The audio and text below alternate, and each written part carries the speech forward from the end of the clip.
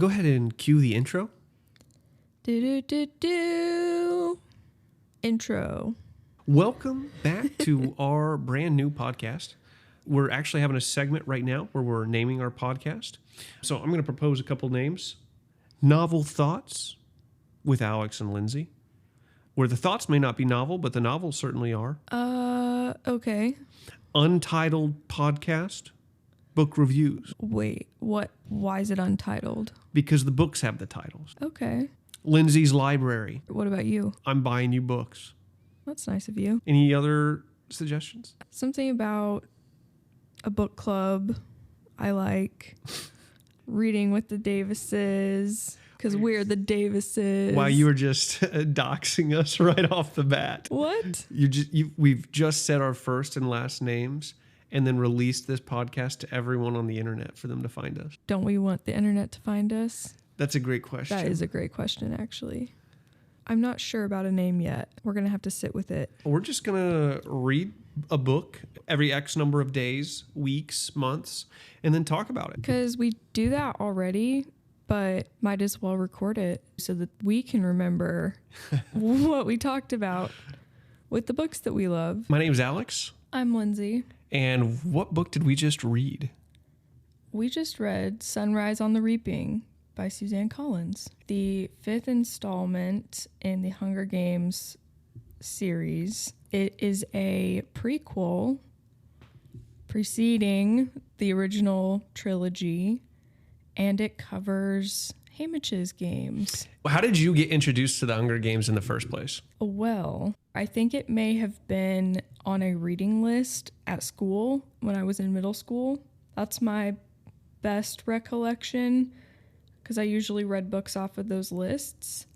But it very quickly became my favorite book series. I was kind of obsessed with it. I think I remember the first movie coming out when I was in 8th grade or 9th grade, and me and a group of my friends, we all went to see it. So we were very excited for the movies. I remember rereading my copy of Catching Fire, which was my favorite of the 3 books. And that's the second book in the series. I remember taking it with me on a road trip that my family went on to be my reading material for the 14-hour road trip. And it just got ruined because I left it up in the dashboard of the car and it was really hot and sunny. And it ruined the cover of the book and it got all curled up. And that was really sad, but it was well loved, well read, and very sunburned. When I went into this book and I knew it was about Haymitch, I thought it was pretty interesting because we know where Haymitch starts out in the Hunger Games. Yeah. Haymitch is a shell of a person when we see him in the Hunger Games. Reading this book, the whole time you're wondering, okay, how do we get Haymitch at the beginning of this book and then what we know he ends up being like? And it's just a steady dread of knowing what's coming. And it was even very pointed, like at the beginning, Haymitch mentioning that he doesn't drink. He certainly felt different than the character I already knew. I had a real hard time not just picturing, is it Woody Harrelson? Yeah. His voice the entire time for the first 4 pages, I could not get. For a 16-year-old boy. yeah. And it didn't fit at all. No. And it was breaking the entire suspension of disbelief because I was just picturing Woody Harrelson with his little bit of a southern drawl talking, you know. And eventually when he starts talking to his little brother, it kind of broke me in. And I was just kind of struck by how kind and how selfless he thinks badly of himself for wanting to spend a couple hours with his girl on his birthday on the reaping. But man, every second he's just so generous to everyone around him. I distinctly remember right off the bat, he goes to the store and sees the Pan Am flag and he judges, I guess it's, what are the twins' names? Maysilee and Maysilee Donner, the Donner twins? Yeah. Yeah. It's their store, isn't it? Is it the candy store? Yeah. Yes. Do you remember which one of those twins he interacts with? No. We should look that up. Because it'd be interesting if that was like, introducing both reaped people. Yeah, let me look back on that. Merrily waits on me in a crisp pink dress and matching ribbons in her sandy hair. And that's not the twin that he fights with. No, she's not the one who's reaped. She mentions, they put that up there and they're not happy about the flag either. And that's that like immediate judgment. And then he doesn't really act on his judgment. He's just curious about the person. And then he learns more about the person. And then he beats himself up for that immediate judgment. And that's like the whole book. It's just this constant relearning of everyone Haymitch interacts with. That's a good observation. I didn't even remember him interacting with her. He starts out such a likable guy. He really stays pretty likable throughout the entire book. But from the beginning, he's very kind. He's just trying to stay out of trouble, and he loves his mom. He loves his brother. And then the reaping happens. And then he finally is pushed to act without thinking, which is something he normally doesn't do. And in that, he's protecting Lenore Dove, the new iteration of Lucy Gray. She's obviously a Covey, descendant of some sort to Lucy or the family. What are the Coveys? See, my Hunger Games lore is pretty poor. I believe they are some like traveling musicians from before the districts were thrown together. They weren't part of any districts, and then they got trapped into District 12.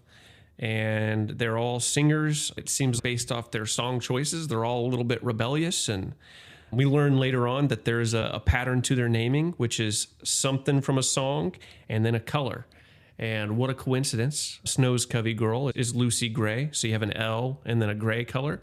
And then here you have Itchy Haymitch's girl is Lenore Dove. And Dove is the color gray like a dove. And another name that starts with L. So a lot of very interesting similarities. And because of that, I really thought that Lenore was going to end up in the games with Haymitch. And so when she didn't get called, I was like, okay, that's different than what I expected.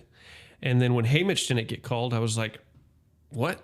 And then they put Haymitch in because he doesn't want a soldier beating on someone because they're trying to like protect someone. I believe it was the kid who got called as the second boy, I should say, for District 12. And when he got called, he was so scared, he just turned around and ran.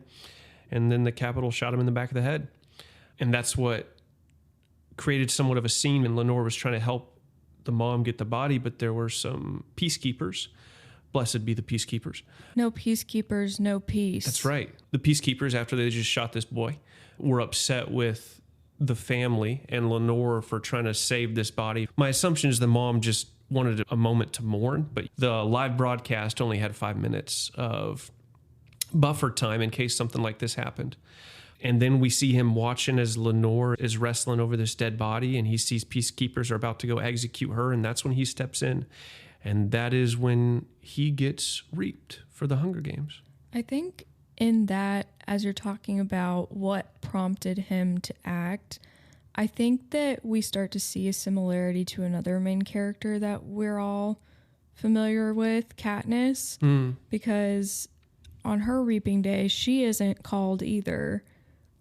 Her sister is called, and she steps out and acts impulsively to protect someone that she loves and volunteers as tribute in place of her sister. And so Haymitch isn't volunteering as tribute here, but he is stepping in and impulsively acting to help someone that he loves. Yeah. And it gets him in the sticky situation of the rest of the book, which is they put him in the Hunger Games as the final District 12 tribute. So definitely a bit of a comparison there. I feel pretty persuaded that had his brother Sid been the person reaped, I don't know if he was old enough, probably not. If Sid would have been reaped, I think Haymitch would have volunteered. I think that lines up with his character, yeah. So Haymitch gets reaped, and then we have my first cry count. Oh, no. Before we just dive into cry count, what is your cry count, Alex? 3. It was 3. 3. Yeah, there was only... Hold on. So he's been keeping this under lock and key for days because he said, save it for the podcast every time I asked him a question about this book. And the way you talked, it made it seem like you were crying multiple times. So 3 is lower than I would have guessed. No. The way you were carrying on. It was 3. There was only one big cry, but there was 2 tears in the eyes. And that first one was the last moments with Sid and his mom, where Haymitch is in this moment where he is losing all of his autonomy. He makes it not about him. He makes it about those he's leaving because he feels like it's his fault. I think it's indicative of something Haymitch needs to learn. This wasn't his fault. This wasn't Lenore's fault. This is the system's fault. Yeah, I think throughout the book, I think you see a lot of characters that have a sort of they feel guilty in some way. I'm thinking of BT feeling that guilt of his actions being the reason his son got put in the Hunger Games. And I think it's natural that people would feel something I did caused this. But at the same time, the whole truth is that what they didn't have to cause the outcome that happened. The capital, Snow, the system in power, the people in power are the reason these things are happening. Yeah, and I could just imagine all of our Capitol listeners right now who are like, well, it was against the law to harm a peacekeeper. Right, it was. Yeah, and as a result, we're going to kill your kids. And it's your fault. Because in a moment where you didn't have time to think and you saw your loved one about to be killed, you stepped in. And for that, you should die. That seems reasonable enough. As Katniss famously says, or actually I think it's Finnick who tells Katniss this, remember who the real enemy is. So when they were getting thrown into the third quarter quell in book 2 of the trilogy, you're in an arena full of other tributes who are theoretically out to kill you, but remember who the real enemy is. Right. And it's no one in this arena.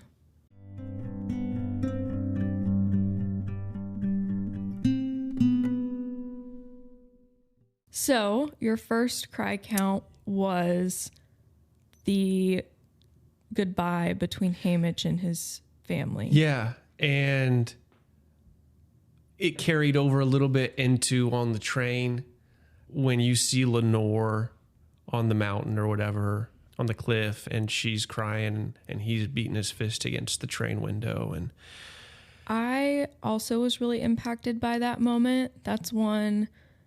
So my cry count, I'll just say, was 1. But there were a lot of moments that felt really heavy that I do remember standing out. But my cry count was only 1. But I do remember that scene where we see Haymitch and Leonard Dove seeing each other, she on the mountain, him in the train as the train is leaving District 12.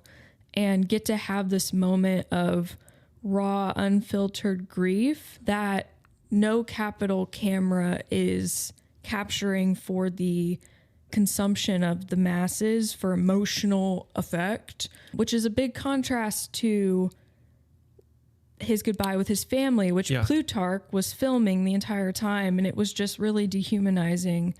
So I thought it was really impactful that he got to have that last goodbye with Leonard Dove that way, in a way that wasn't for anyone's consumption. And they felt like this is something that is ours. The Capitol can't take it. And I also think that's important.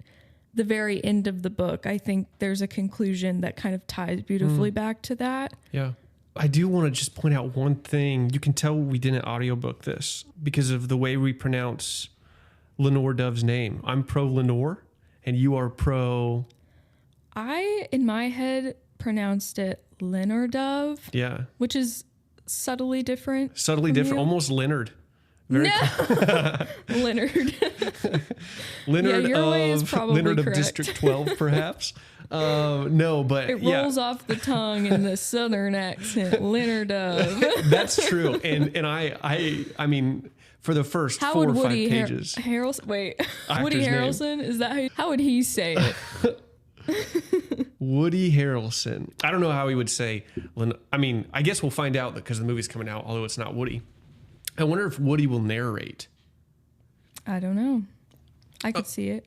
I mentioned the scene where Leonard Dove and Haymitch have their parting goodbye, where she's on the mountain and he's on the train leaving District 12. And they have that moment, and it's not for the Capitol's consumption. And that's something that's just theirs, and it can't be taken from them. What Haymitch has learned by the very end, by the end of his life, is that he knows one thing, and it's that the Capitol can never take Leonard Dove from me again. They never really did in the first place. Nothing you can take from me was ever worth keeping, and she is the most precious thing I have ever known. He was beaten down because everything was taken from him, but what he knows by the end is that they can't take those things from you, because his entire life, Leonard Dove is still with him, and his brother is still with him, his mother. They're in his heart, I guess. He got to experience them, and you can't take that away. Yeah. And that love that he has for them, the Capitol can't take that away. Yeah. And it's a devastating lesson, because you don't want to lose the people that you care about, but ultimately that's not something any of us are immune to. Haymitch felt at the end that for all the fear of losing the people you love, he knows now that like those things can't be taken from a person. They're going to stay with you. The Capitol can't touch that. It's a lot to sit with and think about, because I think I read that, and to be honest, like, I've not suffered. I've not lost like he has lost the people I care about. And I think that that's something that maybe you have to walk through that experience, or the grief of losing someone you love dearly, to maybe come out on the other side with that conclusion. And I also think it probably helps when the cause that everyone died for wins. You know? I don't know if Haymitch could get there without that. I don't think he could have gotten to this place of bittersweet peace without having there finally being hope again.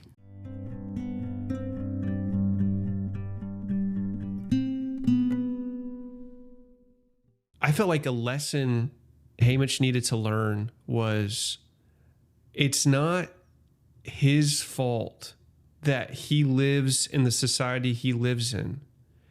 And he shouldn't judge others for speaking out against it, and he shouldn't be content with implicit submission, because it's not that he agrees with it, but by doing nothing at all, he feels like he's implicitly obedient. And he's wrestling with, what does it mean to rebel against an obviously unfair system, but also not put everyone I love in jeopardy? That is the battle he has with Snow throughout the whole thing. How far will he go? And then how cruel will Snow be to try to break him? And not just break him, but I think part of what Snow does so well is he makes you believe it's your fault. The whole Capitol makes you believe it's your fault. Even Effie's, the games are important. Effie is a true believer. Effie is so drunk on the Kool-Aid of the importance and necessity of the games. And I don't think she is a malicious intent person at all. She seems like a very well-intending person who is just a true believer in the necessity of the games. That's what they've taught her whole life. She really believes it. And she's a little bit, I don't think she's like an airhead. I don't really want to call Effie an airhead, but she's just a little bit out of touch. Maybe a lot out of touch. Except she's probably super in touch with her particular culture. It could be. I did find it interesting. I think it was at the end of the book. Effie was talking about how like she's scared of needles and she's really not ready for maintenance yet. There's definitely some sort of a plastic surgery obsession in the Capitol, or body altering surgeries of some kind. The evolution of the games in terms of pop culture consumption, I think, is interesting. And by the time you get to Katniss and Peeta, and of course Finnick, it's like streaming. It's like Twitch. It's very pop. Everyone's always watching, cameras everywhere. And that's not even the case here. From my perspective, I may have read into it as if it was because of my familiarity with the originals. It did seem like there must have been less of a live coverage, or maybe not much at all. That's actually a question I had, because in some ways it felt like Haymitch was performing a little bit. Maybe that was just because they knew they were being filmed. They patched together the story they wanted to tell at the end to show the masses. So I don't know. I don't know if there was live coverage and then they kind of tied everything in a bow with this, like, here's the story, the way they wanted people to remember it. Versus it feels like things happened in the original trilogy where it was just constant live coverage. So that's your impression as well, that it was... Yeah. I didn't get the impression that it was constant live coverage, which I think if it wasn't, I'm surprised Haymitch was so concerned about it. Yeah. Because he would have watched games previously, and so he would know what it's like. But I don't know. It almost feels like the constant live coverage that seemed to be the case in the original trilogy was detrimental to the Capitol. So it's interesting that they did go in that direction, because I feel like some of Katniss's moments of defiance or rebellion, maybe they were just moments that had to be shown, like the final moment of eating the berries. If they didn't show that, it wouldn't make sense. That was the key moment, so they had to. It backed them in a corner. But it sounds like they showed the roof thing, yeah? I thought that they did, because of District 11 saluting her. And maybe it was live coverage, at least live coverage of someone at all times.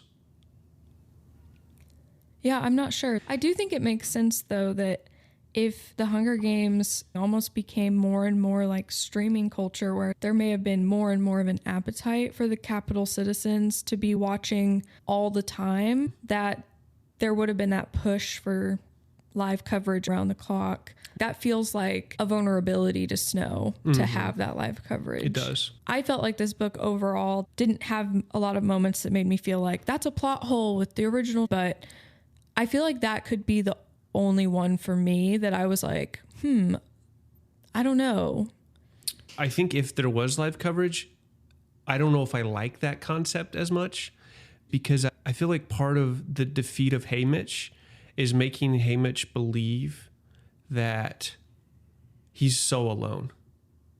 And so when he's watching that and none of his really human moments are there, or his rebellious moments where he was trying to do something to paint his poster. Yeah. None of that was there. So it was like it didn't happen, because there was nothing to show for it. No one knew about it. And everyone he loves dies. And for what? He didn't feel like he accomplished anything, did anything. Like, all these people I love died. For what? The story didn't get told.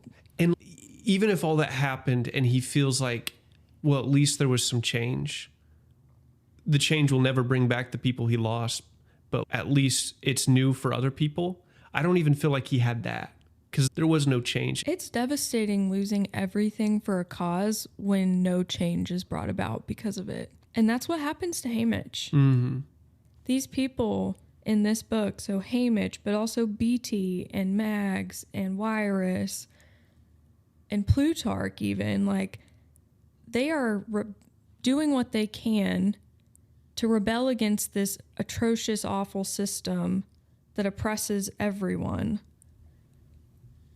in hopes that something they do might be that spark to make a difference, to cause something to change. But they don't know that they will succeed. And in fact, they don't here. At the second quarter quell in Haymitch's games, they don't succeed. And it's 24 years of no change, of there always being a sunrise on the reaping each year. Watching all of these kids go to their deaths every single year, having to be their mentors every single year.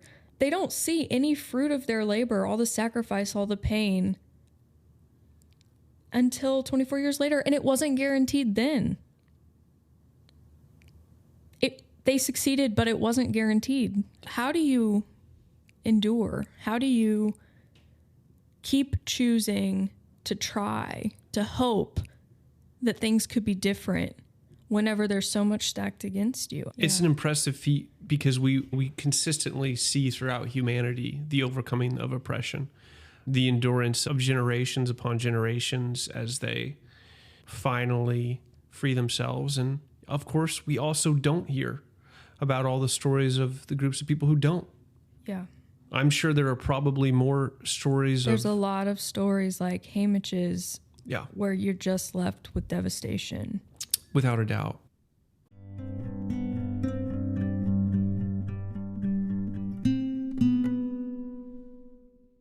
Alex is frustrated. That's a scene that you are frustrated with, right? Yeah. Because you're like, why would he have given her that candy? So the scene we're talking about is whenever Haymitch is waiting to see Lenore Dove now that she's released. And she's been in jail since before the games. And I don't know how many days it's been. I feel like it's been quite a while. I don't know if that means a month. I don't know if that means months, if it's just weeks. Yeah, I think it's months. Because it takes a long time for your belly to be split open and then healed to just a scar. There's the time preparing for the games. There's the games themselves, which are not super long. They're like a week, something like that. Yeah, but then I think that there's a considerable amount of time after that Haymitch is held while he's like healing. Mm-hmm. And that I think is at least multiple weeks. Yeah. It's a decent amount of time that she's being held by the peacekeepers back in 12. And she finally gets on trial and gets let go. And then that's where Haymitch sees her. And we just discussed the sheer amount of time.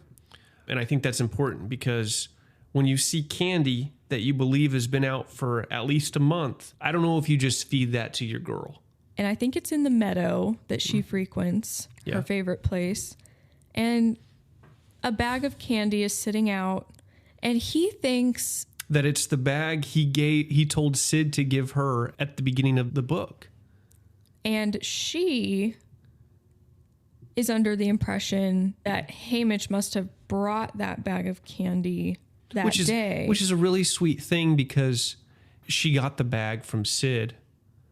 And so she knew that he was going to bring her some. And so it's kind of fun to see that return from her perspective. It's a very tragic miscommunication or misunderstanding from each of them about where that candy came from, as its true origin was snow. And that just shows how vindictive this guy is. Like, he would have had to watch all the scenes, or at least have someone watch all the scenes from Plutarch's test footage where Haymitch is telling Sid, hey, give this to Lenore. Then he would have had to see, okay, where does Lenore typically stay? So the amount of investigative work, Snow goes out of his way to plant this on the off chance that Haymitch is going to pick up this candy and immediately give it to someone.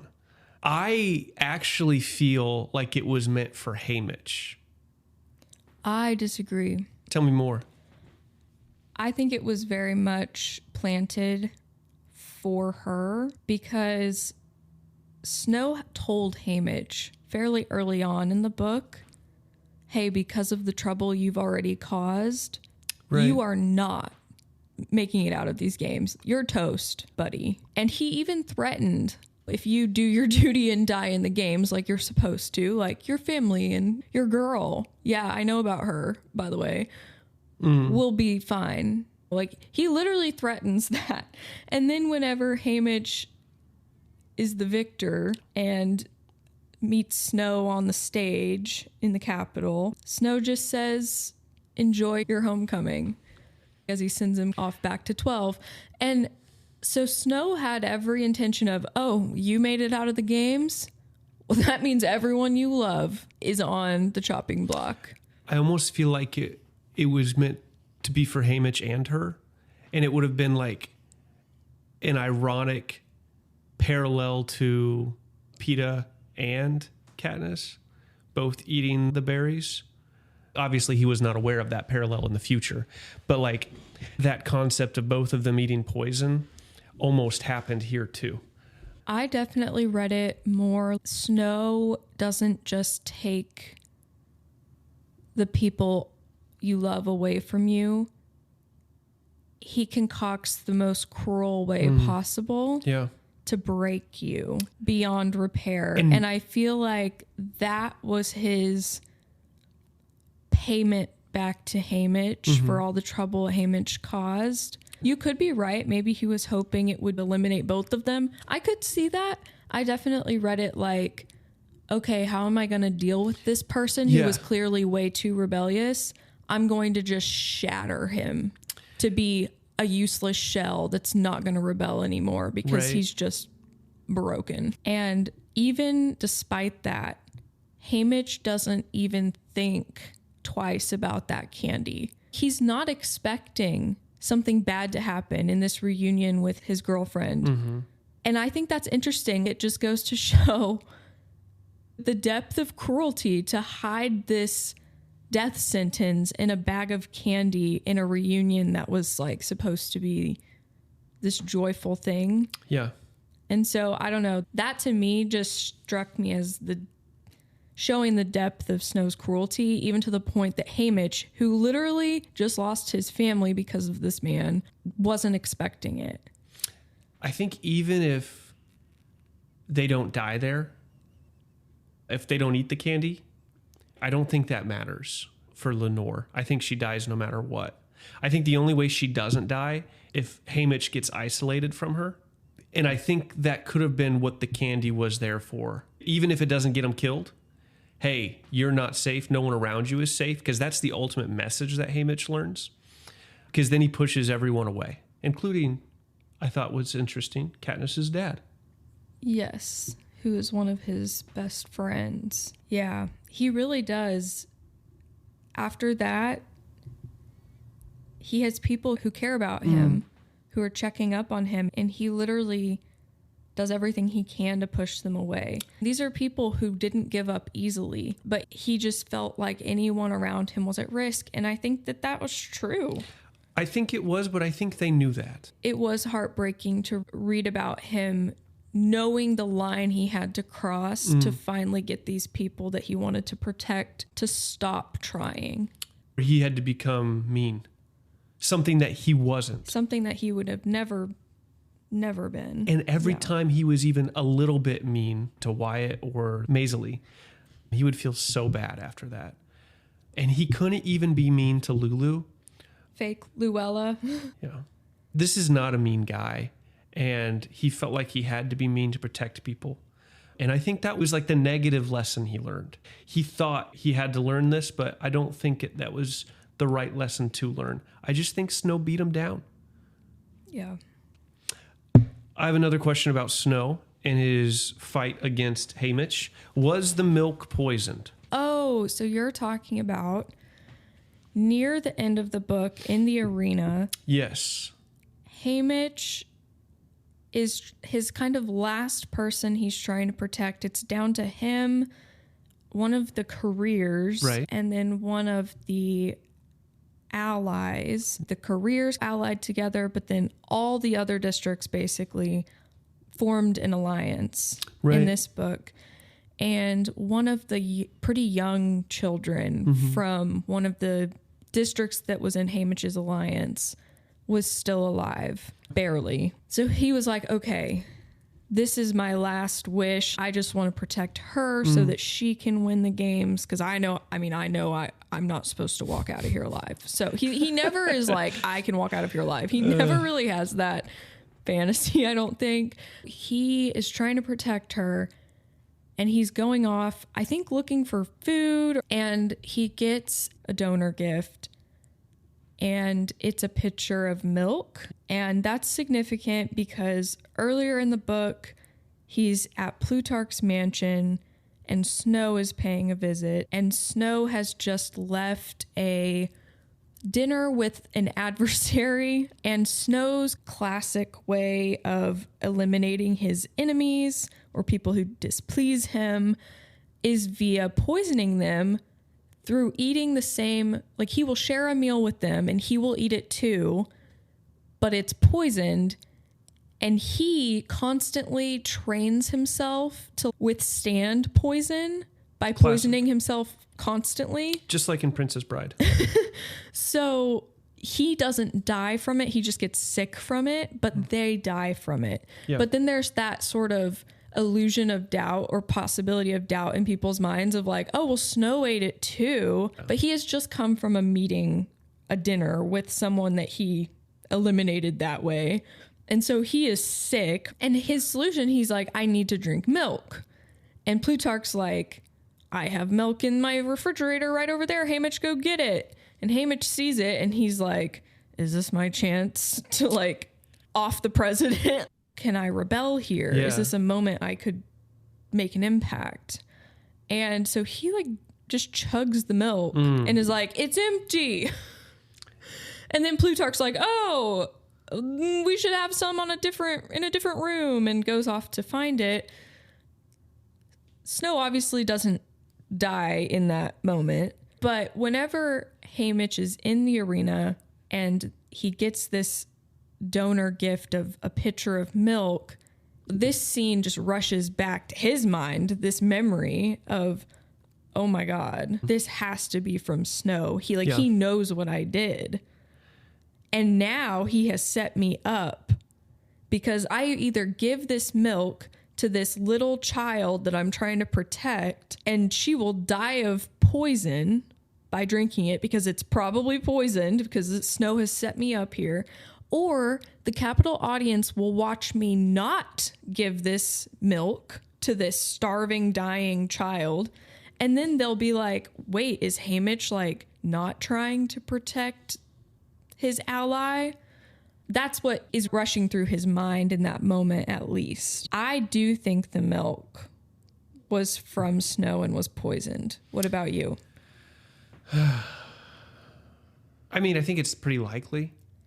It's such a poisoned candy moment. And I think it's devastating that Haymitch realized it then in the milk instance and not with the candy. When he drank that milk, that was the wrong time to rebel. It's so hard to know that, though, in the moment, because how do you ever know it's going to be the right time, that it's going to succeed? You don't. And maybe there is no wrong time. Maybe there's just the time, and then people like Plutarch wait, and then other people don't, and they die. How do we feel about Plutarch? We have the obvious advantage of knowing what happens in the OGs.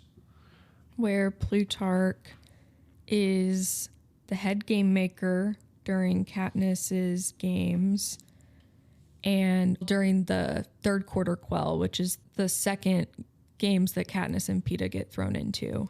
And they do succeed in pausing the games, essentially breaking the arena. Katniss is extracted safely to the rebels. And Plutarch had a huge hand in orchestrating all of that. Mm-hmm.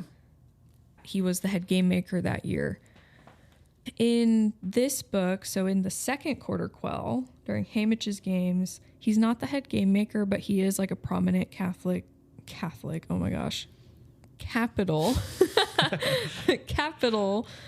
citizen, kind of one of the ruling families, and he's responsible for the footage of the games and following District 12. And we get a sense that he's already working to try to rebel against the capital, as he tells Haymitch some information that helps Haymitch in his bombing plot while he's in the arena. Mm-hmm.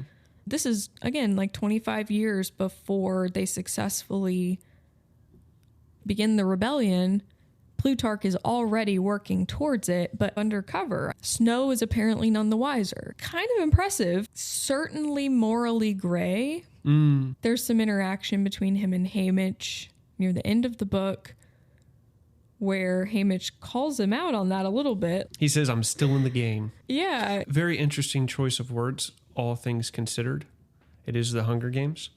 If Plutarch dies, he's just replaced by someone else who will do the job, obey. So in his mind, him still being there, not getting eliminated because Snow's on to him, means that he's someone on the inside, which is probably going to be key if they're ever going to succeed in bringing down this reign of terror that Snow and the capital impose on the rest of the districts. He has to do things like orchestrate the games, which is the killing of all the tributes except one. He's got to do a lot of things that seemingly he probably isn't morally okay with for years and years and years. And this is the difference between him and a lot of the other characters, is he knows his win condition, overthrowing the capital. Maysilee's win condition was dying with dignity. Right. Yeah. That's the difference. You don't always know the moments you should rebel or shouldn't, or when it might have the most impact, or maybe that's not what you value. Plutarch values when it's going to have the most impact, I think. When because he wants to rebel and win. But I don't know if his effort could have been what it was without all the people who were willing to rebel and die. And I also think it's possible, like, he did pick his moment and it was all or nothing. They could have failed. He could have killed Snow when Snow was poisoned in Plutarch's house. Right. And that's the thing, is like, we find out later that sometimes it's about reshaping the populace's view, where you can't just kill Snow. You have to have a whole other solution in place, which by the time we get to the main trilogy timeline, there's District 13, there's a new potential president to take the place of Snow, there's a whole army that they can actually like fight a rebellion with it, because the games are just the games. This is a whole country and districts, and there wasn't an army. He was playing a different game, and the moment he chose for his win condition is whenever they had the actual system in place to replace it. So he really was playing the long game. I gotta say, I'm so torn by characters like this. Like, because part of me is like, you know what? Couldn't have done it without him. And God, it's a good thing he stayed in the game. Yeah. To be that person that could bring this about. Yeah. And wow. But then it is brutal thinking about all the years that he wasn't doing those little moments of rebellion that we see Haymitch try to do throughout this book, and Maysilee do, and all of those things. And it is hard because all of these characters who are choosing the moral or ethical right thing and getting punished over and over and over, and they're suffering. Plutarch isn't suffering and like getting punished because he's doing the bad thing or like the morally reprehensible thing over and over and over to not get caught. It's tough. At the end of this book, whenever Plutarch is talking to Haymitch in 12. It's like after the games, after everyone Haymitch loves has been killed. And Plutarch is like, you literally have nothing left to lose. That makes you powerful. And Haymitch is just like, God, I just want to kill him for saying that. Like, yeah. Like, I think Plutarch is kind of just built a little different than most of the rest of these people. And it's hard to be the person who has lost and suffered so much because you didn't blend in and look unsuspicious, working with the person who hasn't lost things like that because they were trying to like be the spy essentially. Yeah. But we do see Haymitch work with Plutarch in Katniss's game, like during that era. So you do see these people working together, even though that can't be easy in some ways. He had a throwaway comment somewhere in the book talking about how he wishes they still had AI. I thought that was interesting.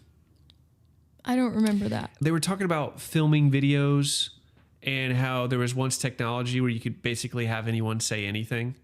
Oh, I must have missed that. That's actually so interesting. I love the little Easter eggs or like moments that Suzanne puts in her books of the time before, the distant past. One that I did catch in this book was Lenore talking about angels. Haymitch is just sort of thinking about that, and he was just like, that was something that people a long time ago used to believe in. It just feels weird to kind of, we're living in the time that's the time before. Yeah. The distant past that basically lost to these people because of whatever broke the world that then led to Pan Am being what it is. And then our present time fades to myth and myth to legend, and the wheel weaves as the wheel wills.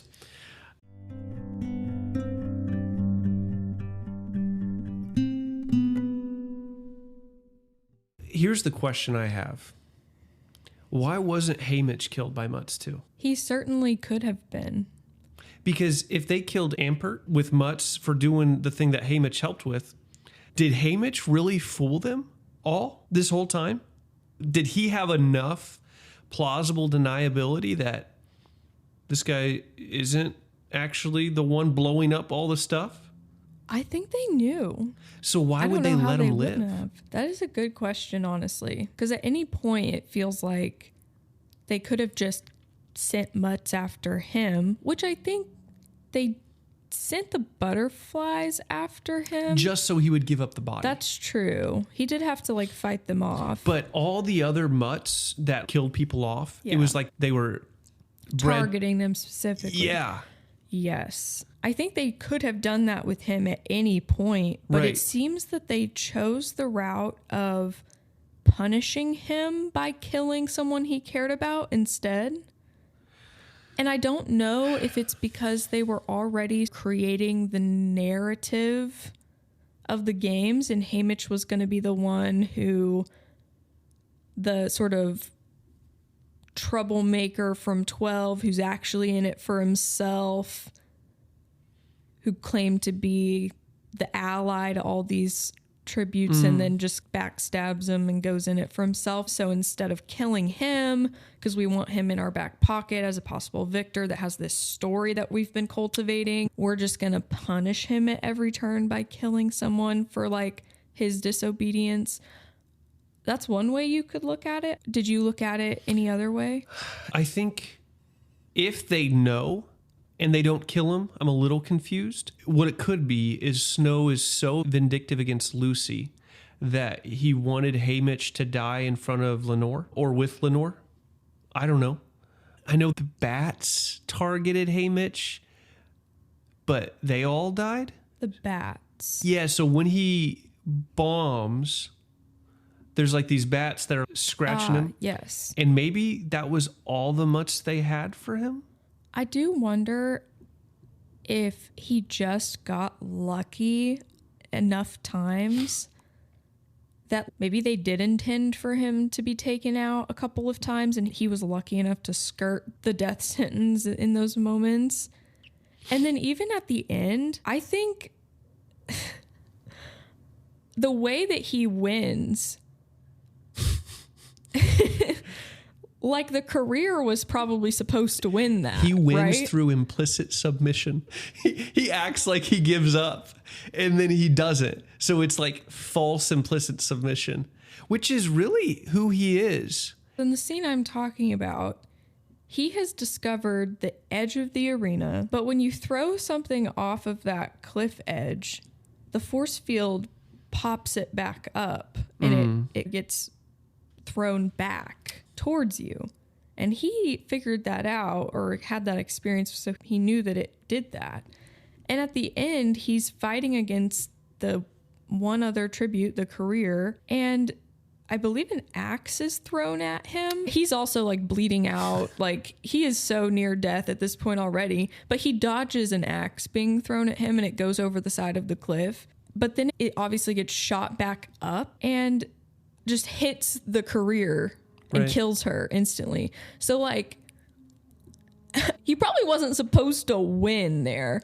It's just accident. It was an accident. You're so true. Great pun there. Thank you. Wow.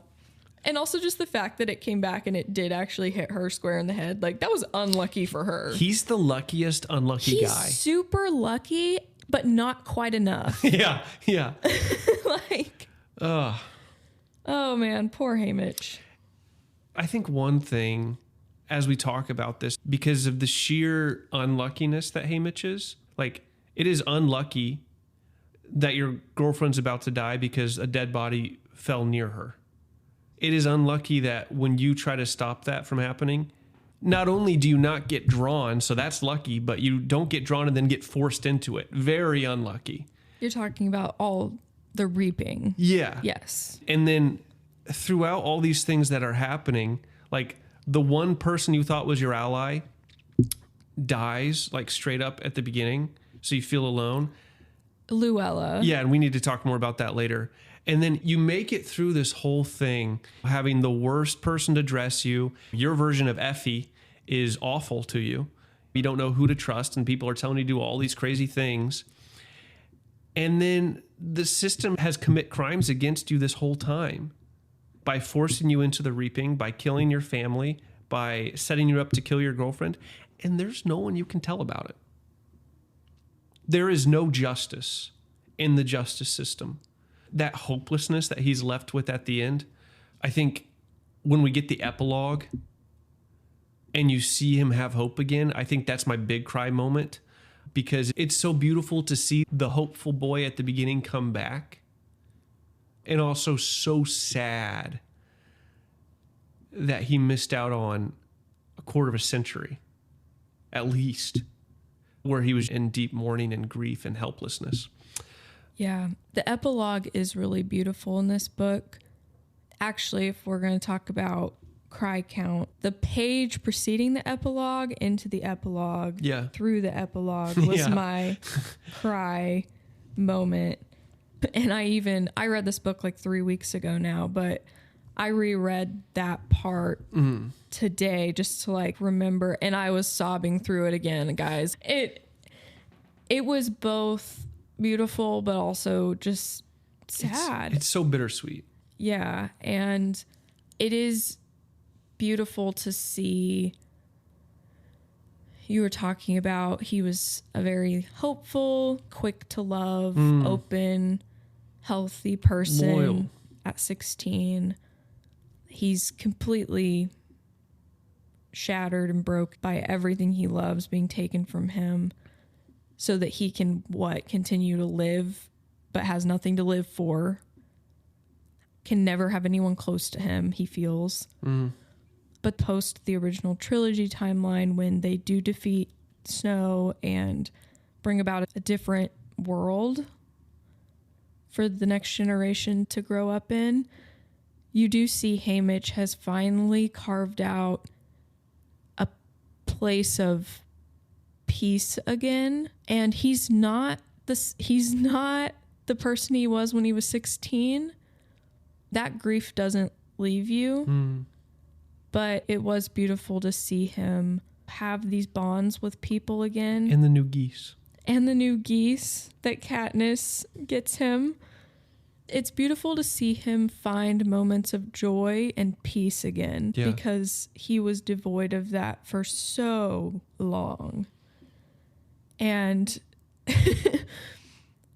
it was really bittersweet. Yeah. Speaking of sweet, Luella. Haymitch's sweetheart. When he called her sweetheart, I was like, oh, when I'm done with this book, I have to go read the first Hunger Games, because I'm pretty sure I distinctly remember him calling Katniss sweetheart. And so that was confirmed for me. And gosh, as Luella was introduced and the amount he cared for her, I was so worried for her, because I knew she was going to die in the games, is what I thought. And I don't want to read that. I don't want to read that at all. It's hard to crack this book open, you guys. Just knowing all the death. Like, it's just going to be pain. It's going to be death. It's not a happy ending. She's just a kid. How old is she? Is she like 12? I thought she was 13, 12 or 13. 12 or 13. Yeah. I mean, they're all kids, but she's like barely a teenager, if that. That's Haymitch's first sense of like, okay, well, I've been marked for death, but what am I still living for? And I feel like very immediately he's like, I'm here to protect Luella, my sweetheart. It's everyone he tries to protect dies. And perhaps that's the best punishment Snow could give him, is forcing him to live with the inability to protect those he loves. And maybe that's why he got to live. Maybe Snow was so pissed at him for all the things that he did throughout this book that Snow was like, you know what? You don't deserve death. That's too easy for what you have done. Yeah. So instead, I'm going to make you live in absolute misery, devoid of any love or connection. Incapable of doing the thing you set out to do the entire time, which was put yourself at risk to save others. Starting with Lenore. Because maybe Snow just has a pulse on the type of man Haymitch is. Someone who will lay down his life for others. It is the worst, most cruel fate possible for someone like that who would step up and lay their life down to protect the people they care about, to lose everyone that they care about, and then to yearly have to be a mentor to new tributes. And as a mentor, you can't just step in and take the bullet for them. Oh. So he just has to sit there and do what he can, which is not very much, and watch these kids die year after year. Yeah. Each birthday is the start of a new reaping. It is a hellscape. It's worse than a hellscape. And I'm sure Snow is gleeful. Yeah. Luella gets replaced by some girl from probably District 11. Made to look like her and act like her. She's definitely been abused, tortured, and they call her Lulu. Yes. And Lulu dies pretty quick. In the arena. But not before she's loved. That's true. The Capitol does this sick, twisted thing of, because Luella dies during the parade before the games even begin, Snow has her replaced with this girl who's made to look like her, and she's being controlled. And the other 3 District 12 tributes are basically instructed, hey, this is Luella now. Sell it. Like, you don't have a choice. Haymitch especially is grieving the real Luella, who is dead. Basically, the Capitol's eyes and ears are now constantly on the District 12 tributes through this replacement, Lulu. It's really twisted, the fact that they have to act like this is the girl from back home. And it just goes to show the kindness of these kids, because they are protective of Lulu. Yeah. And then by the time they're in the arena, Wyatt gives his life to protect this girl that who's not even like Luella. Yeah. You know, it's such a contrast, the cruelty of the Capitol in creating this girl, telling them to pretend, and to stark contrast with how the District 12 kids are humanizing and extending this kindness to this girl that they don't know. You can tell who the civilized people are. Yes. Ugh. And we have to talk about that because that was one of my favorite aspects of this book. That contributes to who my favorite character in this book is. The capital citizens think that the district people are below them in such a huge way that they're not even the same level of human. I think it's how there's justification of the Hunger Games and just how they're treated. And one of my favorite things in this book was watching Maysilee always fight back against that assumption that the Capitol has. This girl is a queen. She, at every turn, made a point to fight for the dignity that she has. Yeah. And would not let anyone take that away from her. I remember on the train when they're first leaving District 12, right after the reaping, and they're in the train and are being served food. And she's just like, what? No silverware? What are, like, how are we supposed to eat? And the server's just like, I mean, they're sandwiches. People eat them with their hands. And she's like, without even a napkin? I highly doubt that. I mean, she won't give an inch. She will not let these people treat her like an animal or like less than the dignified human that she is. And I remember a moment in the games as well, in the arena. Yeah.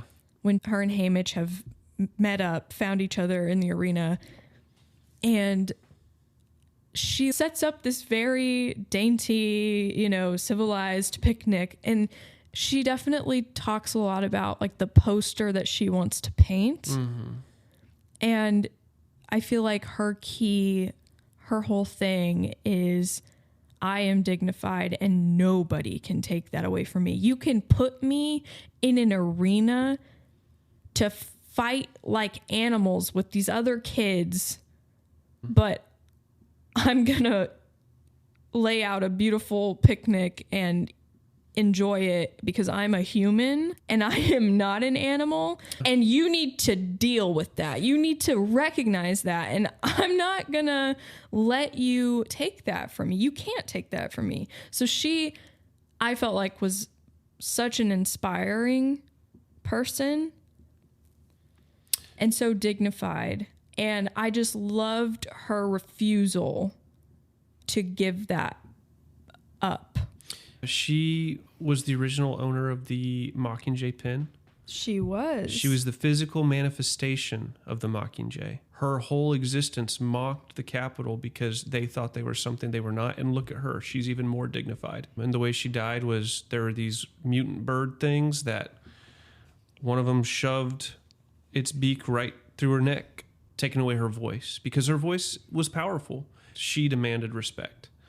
She was such an inspiring one to Haymitch because as he was struggling with his implicit submission, she was dignified. She demanded doesn't hesitate. Respect. No. I do wonder if Haymitch, though he would rebel and was doing things to rebel, if Snow also sensed in him someone who he could force to comply, who could be controlled. Yeah. Maysilee was not someone who could be controlled.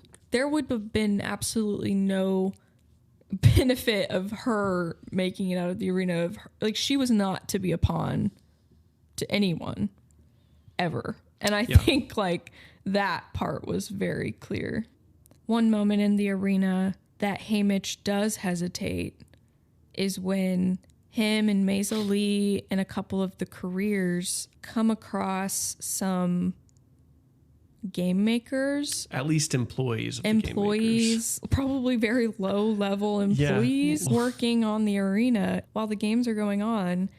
And Maysilee and the career girl instantly kill these Capitol employees. Yeah. And Haymitch like hesitates and then feels bad, I think, for hesitating.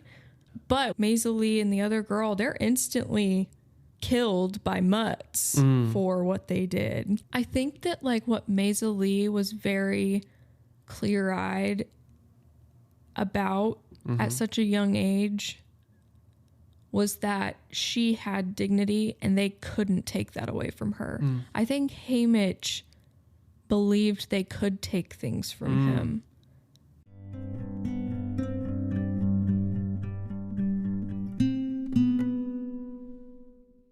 We've talked about when we cried. Yeah. What do you feel like was the most unsettling scene for you? There were a couple unsettling scenes. I had a lot of anticipation and fear when Haymitch is called in to talk to Snow, because I really thought they were going to put Lenore in the games, and I thought that's when it was going to happen. And then Suzanne was like, Haymitch also thought this, so I've got you wrapped around my finger, Alex. And I was like, nice job, Suzanne. You're killing it. And me. I think perhaps the most unsettling was when they watched the video after. The video of the games that the Capitol compiled. Yeah, because in that moment, Haymitch is so alone. No one knows what he went through. He's trapped. They've controlled the narrative. All of it feels for nothing. I felt like I just got punched and the air's knocked out of me. If I was Haymitch, it would be like, am I going to have to tell Luella's family what happened? Am I going to have to tell Wyatt and Maysilee's family what happened? Like, this isn't true, but it's what the world sees. And I have to deal with that in some way. What about you? Yeah, so many scenes in this book are just deeply disturbing or a gut punch.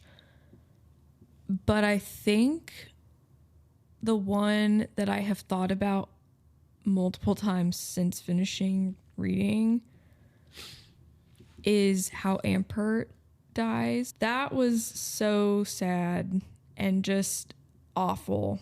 Just the way that it was planned to be the type of death that it was, because it was by mutts that were specific for Ampert. Right. And I remember the line when Haymitch sees what has happened and how he knows that somewhere Beatty is like, heart has just broken into 1,000 million pieces that will never be repaired. Ampert is like 12 years old. Yeah. He's this just little Sweet boy. super smart and kind, and is in the games because of his father's rebellious actions in the past. And man, that one hurt whenever. I didn't cry, I guess, because I didn't cry until the end, but that one was a weight that settled over me. You had asked me that question a couple nights ago, and I told you said save it for the pod. And that was the scene that came to my mind. I totally forgot about it until you brought it up. But I think the reason why it stuck out for me as so brutal was Beatty told Haymitch that his son was going to die, and he knew it. And Haymitch was like, I'm going to do my best to make sure it's not brutal. Yeah. And Beatty was like, that's probably the best thing you could do for me. And Haymitch tries to run in there to try to speed the death along. And it's over. Yeah. There's nothing. One thing I always think is interesting is the dynamic between the careers and the rest of the districts, where the careers have this pseudo dream of being in the Capitol, being in the upper class, you might say. And like they're propped up as this middle class, and then everyone else fights the middle class and they fight the lower classes, and the whole time the Capitol remains at peace. Yes. It's like the careers, those districts, like 1, 2, 3, and 4, their proximity to the Capitol has given them certain privileges, wealth that is not afforded to the other districts. And it makes them identify more with the Capitol than the other districts. But in reality, they are so much closer to the other districts, especially in the minds of the Capitol people. So it's interesting. It really is a metaphor of the ultra wealthy versus the upper middle class versus everyone else, where people who are given enough to feel like they're well off often are going to identify more with the super wealthy, but in reality, they're much closer to just the masses, everyone else. That's where Finnick says something to the effect of, know who the real enemy is. It's not the people you're fighting in the games. It's the fact that the games exist. And I think it's often the most underprivileged people in a society that have the most clarity about who the real enemy is. And sometimes when you have certain privileges afforded to you, you might be a little bit blind to the enemy. I think there's a seat at the table for everyone, but we all should eat from the same table. And we shouldn't ever justify killing children, like, for the sake of what? Maintaining peace, control. Yeah. Anyway, it's like a litmus test, I guess. A litmus test. Do you kill children? If so, check this box. Did Plutarch kill children? The leader of the new army person certainly did. Rest in peace, Primrose. True. And Katniss was pretty crystal clear on how that replacing the old was just more of the same. And she did something about it. Yeah. It's interesting how so often we just rebuild the chains that once enslaved us to do the exact same thing to the next group. You wanted me to watch the trailer. Oh, yeah.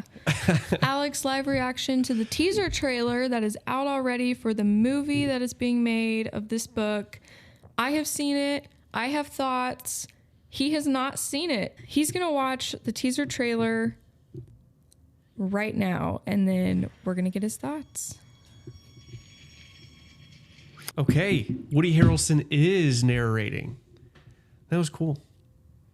At the very opening scene when they're running to the cornucopia, somebody pushes Haymitch over, I think.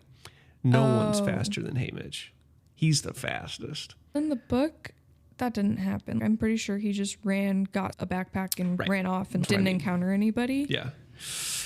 It was giving Star Wars. Very Sith. Very Palpatine's army. What part? All the people set up. The peacekeepers. Yeah. Yeah, what are they called in Star Wars? Clone troopers. Clone troopers. Yeah. They're very similar concepts. It looked hype. I'm sure everyone in the Capitol who sees that trailer is excited. Okay, when I watched that trailer, I had also just read the book. It was like a feeling that had settled over me of that looked epic. But it shouldn't. Oh my God, was that trailer for the Capitol audience? Because the arena looked beautiful. It did. And I remember, like, in the books, it's described as sickeningly beautiful.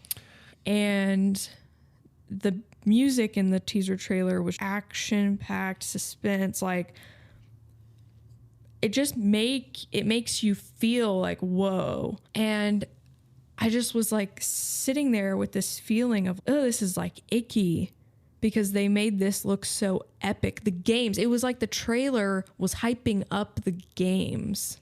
Yeah. Just like what would be created to hype the Capitol citizens up for the games. And I feel like they absolutely were being intentional about that.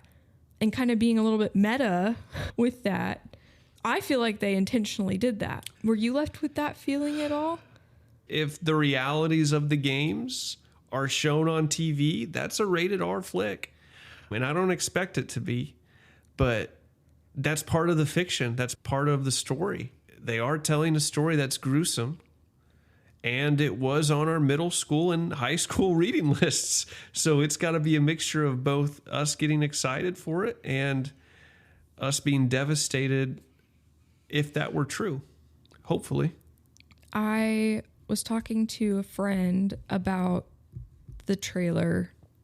This friend is also a huge Hunger Games fan, and he reminded me, but I guess back when Catching Fire was being promoted, they released Katniss and Peeta's engagement photos as part of the like promotional release for Catching Fire, which is also so meta because if you read Catching Fire, like their engagement is basically a ruse. It's trying to appease Snow and sell the like non-rebellious reason for why they were going to eat the berries. The real reason of being rebellious, that is dangerous to the Capitol.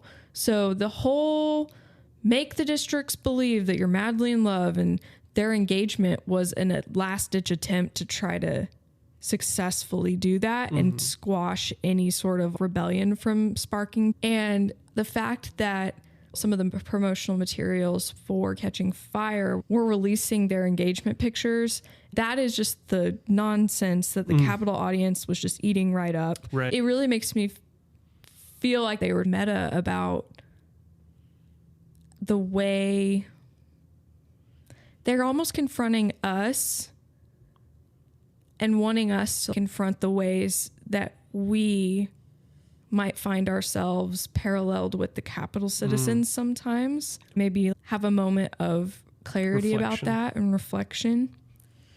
Yeah. So anyway, I think it's genius moves. I'm impressed by it. And Suzanne, we trust.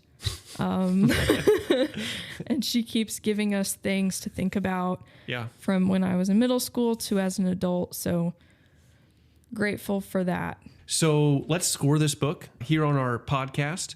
We don't have a name for it yet. We just do a thumbs up, thumbs down rating. Would you recommend reading this book to another person? Do you feel like it was worth your time? Ladies first. Yes, thumbs up. Ding, ding, ding. We got the Lindsey thumbs up. I would also give it a thumbs up. I think this feels a little bit more like the original 3 than the other prequel does. Yes, agreed. I think it would be interesting to compare and contrast the POV characters of the prequels, just because one is so self-obsessed and one so isn't. And it's so interesting to see the sheer monologuing from Snow and his, like this deep insecurity. And Haymitch's just selflessness that just oozes out of him. And yet he feels like he's a bad guy, where Snow never really feels like he's a bad guy. There's just such differences. And I think for that reason, I would say this is a thumbs up, and you should read the other one as well. Well, I think that's a wrap. That's a wrap. Are you coming to the tree? They strung up a man, they say, who murdered 3. Strange things did happen here, no stranger would it be if we met at midnight in the hanging tree.